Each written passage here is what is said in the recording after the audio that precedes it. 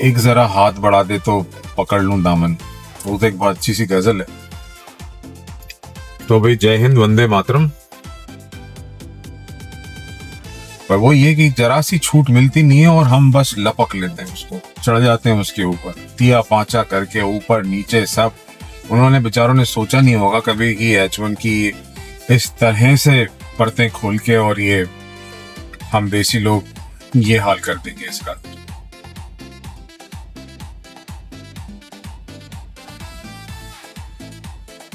तो बस मुद्दे की बात यही है कि वो कहावत है ना कि एक मछली सारे तालाब को गंदा कर देती है। तो जो यहाँ पे ढंग से लोग रहते हैं, जो अच्छे प्रॉपरली पढ़े लिखे हैं, जो तरीके से यहाँ की अमेरिकन कंपनीज में काम करते हैं, वो तो है ही। इसका मतलब ये थोड़ी कि हम सारे देसी बदमाश हैं या कुछ हैं। तो खबर तो आप लोगों को सबको मिल ही गई होगी, जो नई मार्केट में अभी से न्यूज आई है कि H1B को पूरी तरह से बंद करने के लिए या फिर इसको काफी स्ट्रिक्ट करने के हिसाब से नया बिल इंट्रोड्यूस करा दिया गया है। अच्छा खासा एक प्रोविजन था अमेरिका में आने का, जो वो भी सब हम देशियों ने मिलकर दिया पांचा कर दिया उसका भी सारा। और ये लोग जो यहाँ रहते हैं ना, ज्यादातर ये सब उनका किया हुआ है काम। फर्जी नौकरियां एडवर्टाइज करके यहाँ आ जाओ, इतना पैसा दो हमें, हम आपको बुला लेंगे। ये सारा काम यहाँ के लोगों ने जो फर्जियां अपने कंपनी और फर्जी नौकरियां निकाल के प्रोविजन मिलता है, उसका हम सत्यानाश कर देंगे। हो गया बंधन, हो ही जाएगा। अभी तो बिल ही लगा है, पास होना है, क्योंकि सब चिड़े में, चाहे वो लेफ्ट हो या राइट हो, दोनों तरफ के लोग इस फेवर में नहीं है कि इस तरह से देसी जो हैं वो भर भर के यहाँ पे कॉलोनी की कॉलोनियां हमारी यहाँ बन रही हैं और हर तरह का अब्यूज हम कर रहे हैं, हर तरह का सिस्टम अब्यूज चल रहा है। कहीं कोई चीज बनती है उसको लेके हम तिया पांचा कर देते हैं, क्योंकि हम लोग बहुत स्किल्ड हैं। तो वो स्किल्ड वर्कर ढूंढते हैं और यहाँ पे हम स्किल्ड स्कैमर्स आते हैं एक से एक बढ़ के। कुछ नहीं, अब तो काफी अच्छी उम्मीद है कि जैसे कि ट्रम्प ने पहले वो $1 लाख का वो तो कर ही दिया था कि कंपनी को $1 लाख देना पड़ेगा अगर फॉरेन वर्कर्स हायर करने। और अब तो जो उसके अंदर बताया जा रहे हैं वो तो बहुत ही खतरनाक लॉज है। बेसिकली एक आम आदमी जो कि एक बच्चा जो एक एजुकेशन कंप्लीट करके एक अच्छी नौकरी ढूंढ रहा हो, तरीके से यहाँ के काम करना चाहता हो, कोई रास्ता नहीं है।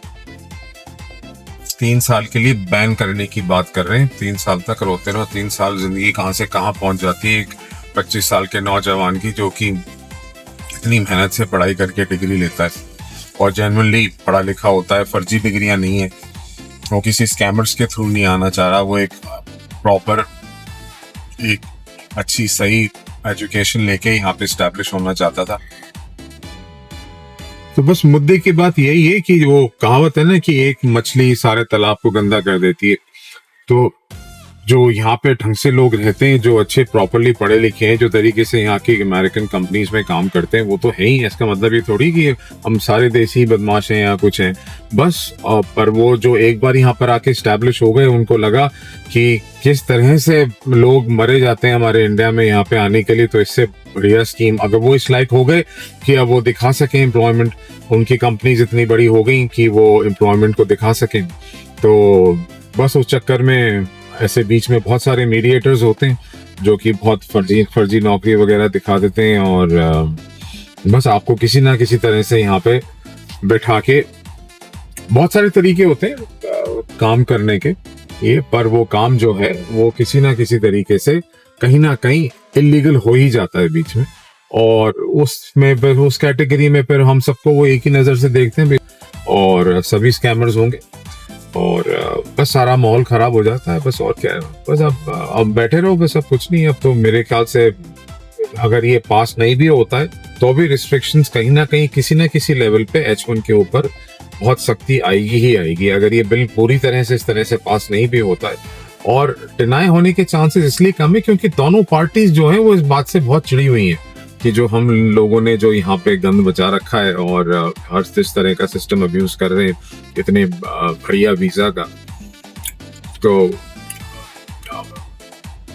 जैसी करनी वैसी बैठनी। अब बैठे रहो बस। मेरे ख्याल से अब तो यहाँ आने के, परमानेंटली लोगों के सेटल होने के जो रास्ते हैं वो सब बंद होते ही जा रहे। अब वहीं पढ़ो, वहीं रहो। कनाडा में भी यही हाल हो गया है। कनाडा में भी भयंकर हेट्रेड हो गई है। ऑस्ट्रेलिया लोग जाते थे, वहां का इमिग्रेशन बहुत बंद हो सा गया है। अब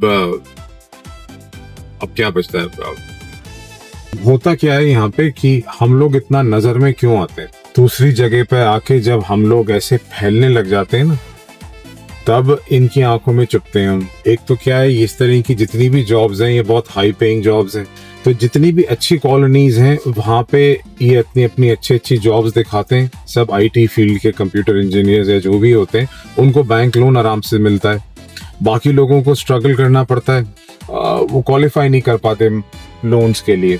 तो एक तो वहाँ पे हम बहुत शार्पली निकल के आते हैं, और हर अच्छी कम्युनिटी में हम लोग एक बहुत बड़ा वहां पे जाके गैंग बना लेते हैं। और आजकल तो ये भी हो गया कि बिल्डर्स को मालूम है कि ये इंडियन कम्युनिटी में अगर 10 लोग आए तो ये 15 लोगों को और खींच के लाएंगे अपने साथ। और बैंक्स वालों को तो डेफिनेटली ये मालूम है कि भाई देसी बंदा है तो वाला स्कैम नहीं करेगा कि लोन लेके नहीं दिया। पर ये पागल बने वाले स्कैम्स कम ही होते हैं। तो थोड़ा सा एक उस तरह से मार्केट में एक रेपो है कि भाई आईटी फील्ड का आदमी है, देसी है, इंडियन है, तो इसकी रेपुटेशन अच्छी है, he is a proper family man. तो हम लोगों को बड़े लोन्स मिल जाते हैं, बड़े घर मिल जाते हैं, और फिर उसी कॉलोनी में हम लोग ऐसे फैलते हैं कि हर दूसरा घर अपने इंडियंस का ही हो जाता है। जो ज़्यादातर जो एक थॉट प्रोसेस है वो यही हो गया है कि ये लोग हमारी जॉब्स को खा रहे हैं। अब आज की तारीख में क्या अगर आप देखते हैं तो आपको मालूम पड़ेगा कि अनएम्प्लॉयमेंट रेट कंप्यूटर इंजीनियर की it's on a highest peak. सबसे ज्यादा अनएम्प्लॉयड लोग अब कंप्यूटर इंजीनियर वाले बैठे। तो अब तो वैसे ही मार्केट में जॉब्स नहीं है, और जब ये देखते हैं कि जो बची कुची नौकरी है वो भी ये देसी लोग खा जाते हैं, तो आईटी फील्ड तो एक तरह से हम लोगों ने पूरा कैप्चर कर रखा हुआ है। तो हम बहुत नजर में आने लग गए हैं, जिसमें से कुछ जो 15-10% लोगों ने स्कैम करके थ्रू वो अचीव किया है वो इतना हाईलाइट हो गया है कि बाकी सब लोगों का अचीवमेंट बिल्कुल ही खत्म सा हो गया। तो सर बस यही है कि अब नजरों में हम लोग आ चुके हैं बहुत ज्यादा, स्पेशली डैलस और टेक्सास में तो इंडियंस का, और कैलिफोर्निया की साइड भी अगर आप देखते हैं तो न्यूयॉर्क की साइड भी बहुत ज्यादा, वहाँ तो है ही खैर, न्यू जर्सी, न्यूयॉर्क, कैलिफोर्निया, जितनी भी बड़ी बड़ी जगह हैं वहाँ पे उतनी बड़ी बड़ी कंपनीज हैं और उतनी ही वहाँ पे जॉब्स हैं, और वो आईटी जॉब्स जो हैं वो सब इंडियंस की हैं, और इंडियंस अच्छा पैसा कमाते हैं, इसलिए यहाँ पे वो बहुत नजर में आते हैं और खूब अच्छे अच्छे बड़े बड़े घरों में रहते हैं। जिस जगह वो रहते हैं, हमारे बच्चे की एजुकेशन, हम लोगों का जो कल्चर है, जो हमारे हेरिटेज है, वो उसको लेके चलते हैं, तो वो पढ़ाई लिखाई भी, वहाँ की स्कूल्स की रेटिंग्स बहुत अच्छी हो जाती हैं, तो वहाँ पे उस तरह से भी वेलकम होता है कि भाई सारे कुछ जगह हैं जहाँ पे 50-60% सिर्फ इंडियंस हैं और उनकी A+ रेटिंग आती है। क्यों आती है? क्योंकि वहाँ पे 80% इंडियंस रहते हैं उस कॉलोनी के अंदर, और हम सब लोग बहुत अच्छा बच्चों को पढ़ाते हैं और इस लाइन बहुत ध्यान देते हैं कि हमारे बच्चे अच्छे पढ़ें। तो बहुत सिंपल सा, एक बहुत सीधा सा वीज़ा था, पर अभी हम इतनी नज़रों में आ गए लोगों के, तो इन्होंने इस चीज़ को कांग्रेस तक पहुंचा दिया, और जो गलती है वो तो है ही। अब जो हमने खराब कर दिया है वो तो रिपेयर होने से रहा। अब जो बचा कुचा, अब ये जो जोड़ तोड़ करके जो ये बैचमैन को निकालेंगे, अब बस वही आप लोगों के हाथ में आने वाला है। जो लोग यहाँ पर आ गए, सेट हो गए, वो हो गए।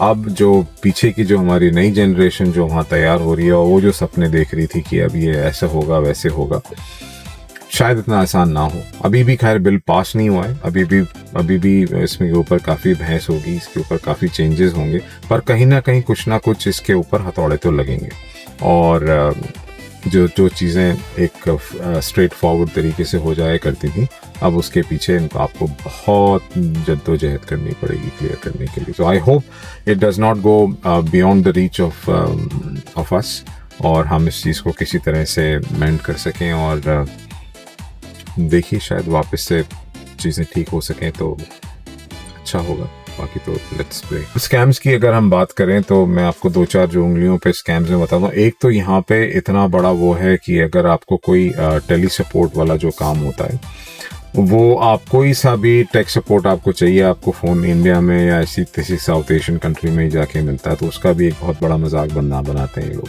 दूसरा, जितने भी आपने कई सारे सीरियल्स भी बने हैं उसके ऊपर, एक वो कि जितने भी फ़ोन वाले स्कैम्स होते हैं, जितने भी लूट मचाते हैं लोग फ़ोन कर करके किसी भी तरह के जो यहाँ के बुज़ुर्ग लोग हैं उनको बेवकूफ़ बनाते हैं, वो सारे कॉल्स इंडिया से आते हैं 80%। एक यहाँ की आते भी होंगे ही डेफिनेटली, क्योंकि उनका मेन हब वहीं पर ही है।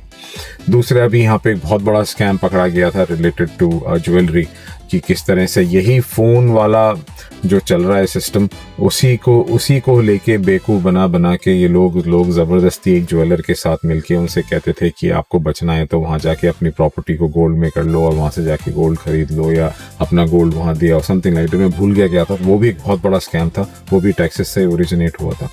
उसके अलावा आपने अभी रिसेंटली सुनाई होगा कि किस तरह से ये बड़ी बड़ी कंपनीज वाले जो हैं वो नकली जॉब्स निकाल के और नौकरी कुछ एडवर्टाइज करते हैं और जॉब्स कुछ और करा रहे होते हैं।